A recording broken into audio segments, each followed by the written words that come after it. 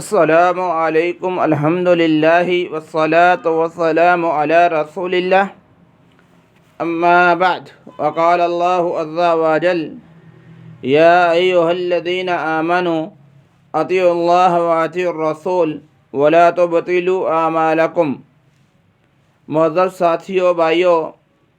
ہمیشہ اللہ تعالیٰ سے یہ دعا کریں کہ اللہ تعالیٰ ہمیں وہ عمل کرنے کی توفیق دے جو اپنے بارگاہ میں وہ قبول کر لے۔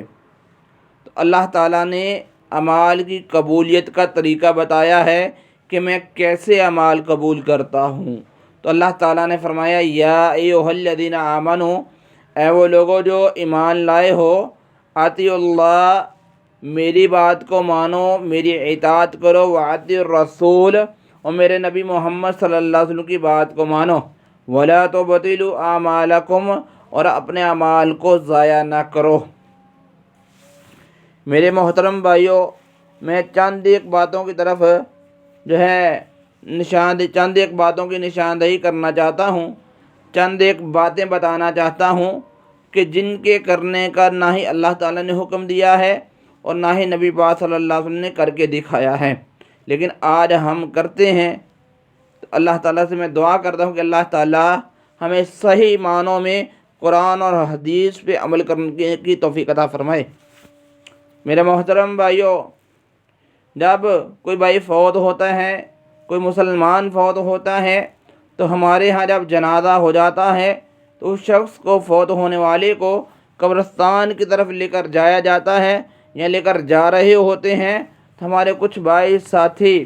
چند الفاظ بولتے ہیں جن کا مطلب یا مقصد کوئی نہیں ہے۔ ہم جب چارپائی کو اٹھاتے ہیں، فوت ہونے والے کو اٹھاتے ہیں، تو ہم یہ کلمہ بولتے ہیں، کلمہ شہادت، یعنی کہ شہادت کا کلمہ۔ میرے محترم بھائیوں، نہ تو یہ دعا ہے اور نہ ہی نبی پاک صلی اللہ علیہ وسلم کا یہ طریقہ ہے۔ تو جب چارپائی کو اٹھانا ہے تو ایسے الفاظ بولنے کا کوئی مقصد نہیں ہے، کوئی مطلب نہیں ہے، کیونکہ اس کا مطلب ہی کوئی نہیں۔ کلمہ شہادت، شہادت کا کلمہ، یا تو کوئی دعائیہ کلمہ ہونا کہ جس سے فوت ہونے والے کو کوئی فائدہ ہو رہا ہو، تو میرے محترم بھائیوں ایسے الفاظ، ایسے جملے نہیں بولنے چاہیے۔ نبی پاک صلی اللہ علیہ وسلم کے دور میں بھی بڑے جنازے ہوئے ہیں، بڑے لوگوں کی تدفین ہوئی ہے، بڑے لوگوں کو اٹھا کے قبرستان کی طرف لے کر جایا گیا ہے، لیکن اللہ کے نبی صلی اللہ علیہ وسلم نے کوئی ایسا عمل نہیں کیا اور نہ ہی صحابہ کرام نے کیا ہے۔ پہلا یہ کام جو کہ ہم قرآن اور حدیث کے خلاف کرتے ہیں، نہ اس کا قرآن میں رب تعالیٰ نے حکم دیا ہے اور نہ ہی نبی پاک صلی اللہ علیہ وسلم نے حدیث کے اندر ہمیں یہ کرنے کا کہا ہے، لہذا ہمیں اس سے بچنا چاہیے۔ تو ہم نے کلمہ شہادت نہیں پڑھنا۔ ہاں، راستے میں جاتے جاتے ہم اس بھائی کے لیے یا اس بہن کے لیے جو فوت ہوا ہے یا ہوئی ہے، اس کے لیے دعا کر سکتے ہیں کہ اللہ اس کو معاف کر دے، اس کو بخش دے۔ اور اس کے بعد ہم جو دوسرا کام کرتے ہیں جس کا نہ ہی قرآن میں نہ ہی حدیث میں کوئی ذکر ملتا ہے، جب ہم تدفین کرنے لگتے ہیں، جو ہم تختے لے کر آئے ہوتے ہیں یا سلیٹیں لے کر آئے ہوتے ہیں، تو میرے محترم بھائیوں اس کے اوپر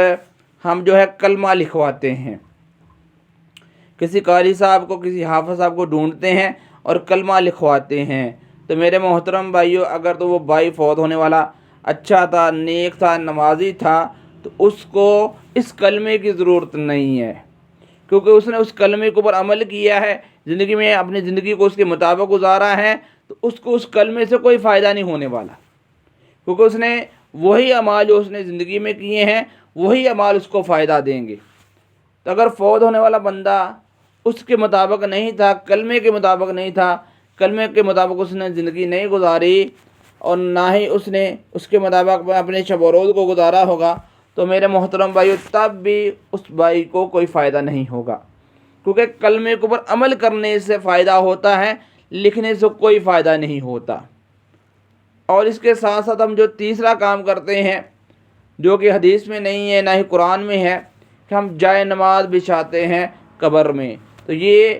حدیث میں بھی نہیں ہے، قرآن میں بھی نہیں ہے، یہ ہمارا خود ساختہ عمل ہے، تو یہ بھی درست نہیں ہے، جو کہ حدیث سے ثابت نہیں ہے۔ ہاں، جائے نماز بچھانا ہے تو زندگی میں بچھائیں، نماز پڑھیں، رب کو راضی کریں، رب کے حکم کو مانیں، رب کے سامنے آنسوؤں کو بہائیں،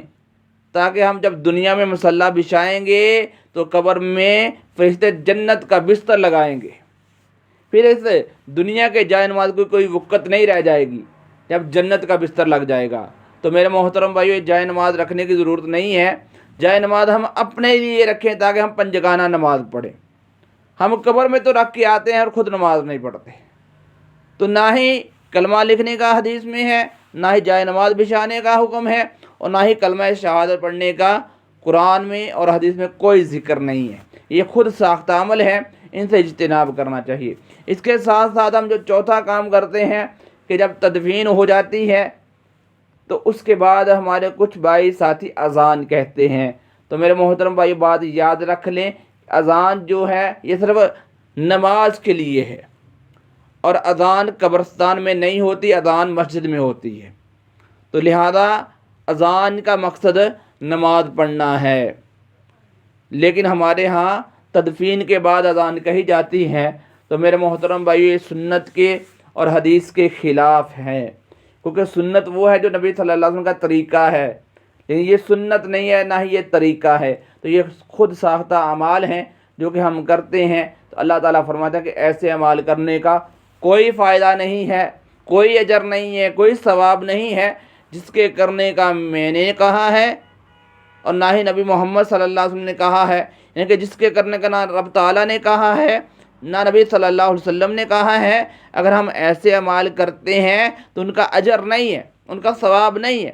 ثواب اس کا ہے جس کا اللہ نے کہا ہے یا اللہ کے رسول صلی اللہ علیہ وسلم نے کر کے دکھایا ہے۔ تو میرے محترم بھائیو، جیسا کہ میں نے شروع کے اندر آیت پڑھی ہے، اللہ تعالیٰ نے فرمایا 26ویں سپارے میں سورۃ محمد میں اور 32 نمبر آیت ہے، اللہ تعالیٰ اپنے بندوں کو، ایمان والوں کو قرآن کی اس آیت میں مخاطب کرتے ہیں اور فرماتے ہیں،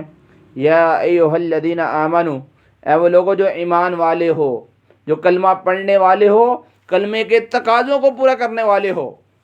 اطیعوا اللہ، اللہ تعالیٰ فرماتے ہیں میری بات کو مانو، میرے حکم کے مطابق زندگی کو گزارو، واطیعوا الرسول، اور نبی محمد صلی اللہ علیہ وسلم کی بات کو مان کے زندگی گزارو، ولا تبطلوا اعمالکم، اور اپنے اعمال کو برباد نہ کرو، ضائع نہ کرو، کیونکہ تمہاری زندگی بہت قیمتی ہے، تمہارا وقت بہت قیمتی ہے۔ لہذا میرے محترم بھائیو، قرآن اور حدیث پہ عمل کر کے اپنی زندگی کو، اپنے وقت کو قیمتی بنائیں، قرآن اور حدیث سے دور جا کے اپنے وقت کو، اپنی زندگی کو ضائع مت کریں، آئیں قرآن پہ عمل کریں، حدیث پہ عمل کریں، تاکہ ہمارا ہر لمحہ، ہر وقت ہم اللہ اور اس کے رسول کی بات کو مانیں، اور یہ ہمارا لمحہ، یہ گھڑی، یہ دن، یہ ایام کل قیامت والے دن ہمارے لیے ذریعہ نجات کا سبب بنے، نہ کہ وبال جان کا سبب بنے۔ اللہ تعالیٰ سے دعا ہے کہ اللہ تعالیٰ حق بات کو سمجھ کر اس پر عمل کرنے کی توفیق عطا فرمائے۔ ما علینا الا البلاغ المبین، والحمد للہ رب العالمین۔